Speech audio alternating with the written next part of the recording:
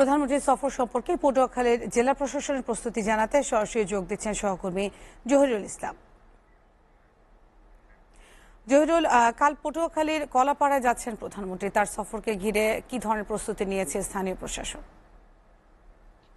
নুজহাত, দুর্যোগ কবলিত এলাকায় মাননীয় প্রধানমন্ত্রীর যে সফর, সেই সফরকে ঘিরে কিন্তু এই এলাকার মানুষের মধ্যে কষ্টের মধ্যে যে হাসি থাকে, একটি সেই লুকায়িত হাসিটি কিন্তু ফুটে উঠেছে। এবং তার মাননীয় প্রধানমন্ত্রীর সফরকে কেন্দ্র করে কিন্তু তারা ইতিমধ্যে সাতশ্বাস রব বয়ে গেছে এই পটুয়াখালী সহ কলাপাড়া অঞ্চলে। আমরা যেটা জানতে পেরেছি যে মাননীয় প্রধানমন্ত্রী আগামীকালকে পটুয়াখালীতে আসবেন, সেই উপলক্ষে কিন্তু পটুয়াখালী জেলা প্রশাসন বিভিন্ন পদক্ষেপ নিচ্ছেন এবং তারা প্রস্তুতি শেষ পর্যায়ে নিয়েছেন। এবং পটুয়াখালী জেলা প্রশাসকের কার্যালয় থেকে সকল কিছু সমন্বয় করা হচ্ছে। এবং আমরা দেখতে পাচ্ছি যে পটুয়াখালীতে টহল জোরদার করা হয়েছে, চেকপোস্ট বসানো হয়েছে। এছাড়াও কলাপাড়ায় কিন্তু বিপুল আইন শৃঙ্খলা বাহিনী মোতায়েন করা হয়েছে।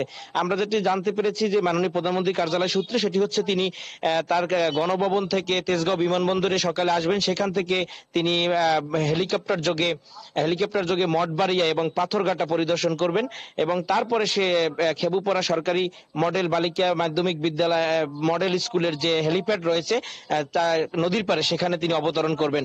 তারপরে আমাদের এখানে কলাপাড়ার সরকারি মোজাহারউদ্দিন বিশ্বাস ডিগ্রি কলেজে তিনি হাজার হাজার মানুষের মধ্যে ত্রাণ বিতরণ করবেন এবং সেখানে তিনি সংক্ষিপ্ত বক্তব্য রাখার কথা রয়েছে।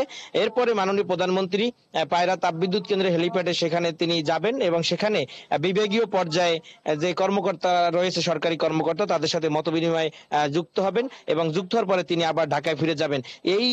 তাদের এই সফরকে ঘিরে কিন্তু সাধারণ মানুষের পাশাপাশি স্থানীয় যারা আওয়ামী লীগের নেতাকর্মী রয়েছেন তাদের মধ্যেও কিন্তু একটি সাত রব বিরাজ করছে। এবং সবকিছু মিলিয়ে সেই দুর্যোগের কবলিত এলাকায় কিন্তু এখন পর্যন্ত বিদ্যুৎ এবং অন্ধকার থাকলেও আসলে সেই অন্ধকারের মধ্যে মাননীয় প্রধানমন্ত্রী সফরকে ঘিরে একটা আলো জ্বলে উঠবে বলে আমরা মনে করছি। নুজহাত, জহিরুল ইসলাম, আপনাকে ধন্যবাদ জানাচ্ছি।